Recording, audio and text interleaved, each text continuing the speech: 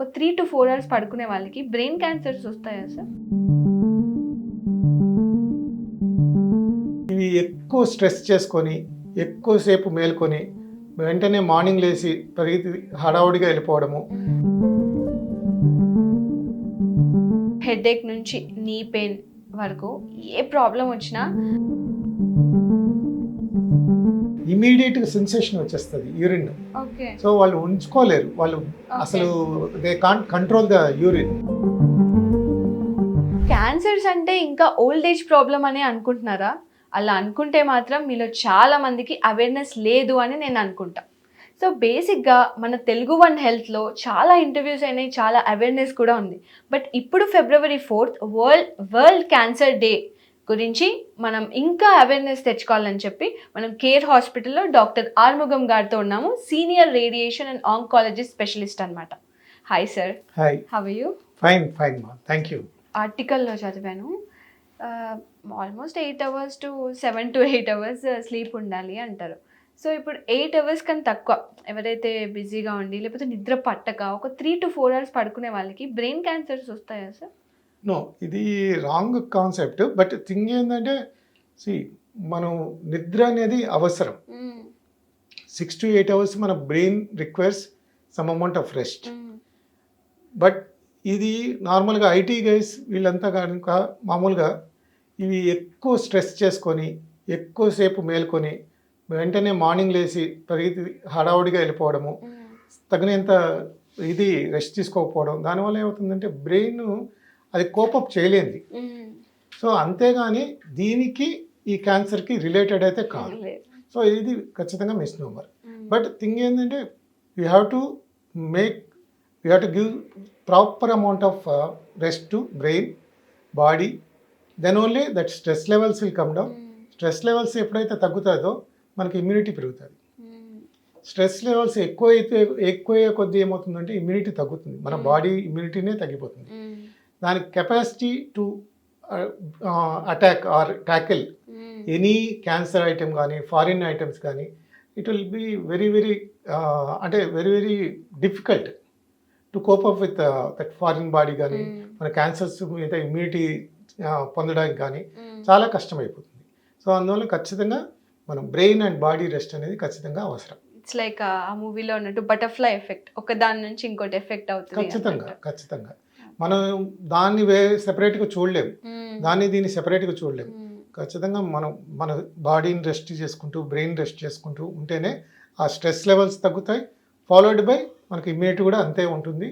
మన క్యాన్సర్ ఏదైనా ఎర్లీ స్టేజ్లో మనకు స్టార్ట్ అయినా కూడా దానికి మన బాడీలో ఒక న్యాచురల్ సిస్టమ్ ఉంటుంది. దాన్ని మన ఇమ్యూనిటీ పనిచేసి దాన్ని సప్రెస్ చేయడానికి అంతకంతా అది పనిచేస్తుంది. మనమే దాన్ని స్పాయిల్ చేస్తున్నాం మన ఓన్ ఈ విషయాలతోనే. మన ఓన్ రిస్క్ ఫ్యాక్టర్స్ మనమే ఇంక్రీజ్ చేసుకుంటున్నాం అంతే. సార్ ఇప్పుడు ఒక జనరల్ క్వశ్చన్ అడగాలంటే, హెడేక్ నుంచి నీ పెయిన్ వరకు ఏ ప్రాబ్లం వచ్చినా మనకున్న ఇప్పుడు డెడ్ లైన్స్ మీట్ అవ్వడానికి రెస్ట్ కన్నా టాబ్లెట్స్ ఇంపార్టెంట్ అయిపోయినాయి. సో ఈ టాబ్లెట్స్ వల్ల లివర్ ఆర్ ప్యాన్క్రియాస్ బాడీలో ఏం ఎఫెక్ట్ అవుతుంది? ఆ సైడ్ ఎఫెక్ట్స్ వల్ల ఏమైనా క్యాన్సర్స్ వచ్చే అవకాశం ఉన్నాయా? ఇది మంచి క్వశ్చన్, ఎవరు అడగలేదు నన్ను ఇది యాక్చువల్గా. సో నార్మల్గా అందరికీ అర్థం కాదు ఏంటంటే, మనం ఏ చిన్న ప్రోడక్ట్ అయినా నోట్లో నుంచి తీసుకునే ఏ ప్రోడక్ట్ అయినా కూడా, చిన్న ట్యాబ్లెట్ కావచ్చు, ఫుడ్ కావచ్చు, ఏ మెటీరియల్ అయినా కావచ్చు, అల్టిమేట్గా it should go through liver. So అది మీరు అబ్జర్వ్ అయిన తర్వాత ఫస్ట్ ఎఫెక్ట్ అయ్యేది లివరే. ఓకే. మన పేగుల నుంచి మన కోలన్ కానీ మన స్మాల్ ఇంటెస్టైన్ కానీ అక్కడి నుంచి మనకు ఏదైతే అబ్జర్వ్ చేసుకొని వెంటనే దాన్ని ఆ బ్లడ్ అంతా మనకు లివర్లోకి ఫస్ట్ వెళ్ళి అక్కడి నుంచి మనకు అది ఫిల్టర్ చేసుకోవాలి. సో ఇది మనం ఏదైతే ఫుడ్ తింటున్నామో అదే ప్రాసెస్లో వెళ్తుంది. మనం ఏదైతే ట్యాబ్లెట్స్ తీసుకుంటామో, మనం ఏదైతే ఇంజెక్షన్స్ తీసుకుంటున్నామో, అల్టిమేట్గా ఎక్స్క్రీట్ కావాల్సింది మనకు లివర్ ఆర్ కిడ్నీ. రెండే ఆర్గాన్స్ మనకున్న ఎక్స్క్రీటివ్ ఆర్గాన్స్. సో ఈ లివర్ని మెయిన్గా ఎఫెక్ట్ చేసేవి ఈ మనకు ఏ పెన్సిలిన్ కానీ ఏ అమాక్సిలిన్ కానీ మనకు పెన్సిలిన్ కాంపౌండ్స్ ఏదైనా కానీ. సో ఇవన్నీ పోయి మనకు ఓవర్ డోస్ చేశారనుకోండి, డెఫినెట్గా అది లివర్ ఎఫెక్ట్ చేస్తుంది. ఇప్పుడు ప్రతి పెయిన్ కిల్లర్ లో డైక్లోఫినాక్, అమాక్సిలిన్ చాలా ఉంటున్నాయి. అనాల్జెసిక్స్ అందరూ ఎక్ట్ అంటే ఒక పెప్పర్మెంట్ లాగా తినేస్తుంటారు. సో మాకు తప్పదు బాడీ పెయిన్ అనే వచ్చింది, ఒకటి. మెడికల్ షాప్కి వెళ్తారు, దాన్ని తీసుకుంటారు, వేసుకుంటారు. But straight away it will hit liver cells. So liver cells hepatotoxicity రావడానికి దీస్ ఆర్ ది మెయిన్. ఈ టాబ్లెట్స్ కానీ ఈ డ్రగ్స్ కానీ ఏవి తీసుకున్నా కూడా మెయిన్ ఎఫెక్ట్ వచ్చేది లివరే. సో అందువలన ఈ విషయంలో మనం కాన్షియస్గా మనం తీసుకోకుండా సూపర్విజన్ లేకుండా తీసుకున్నాం. ఇప్పుడు ఉదాహరణకి మేము కీమోథెరపీ డ్రగ్స్ ఇస్తాం. కీమోథెరపీ డ్రగ్స్ ప్రతి డ్రగ్ లివర్ మీద పనిచేస్తుంది.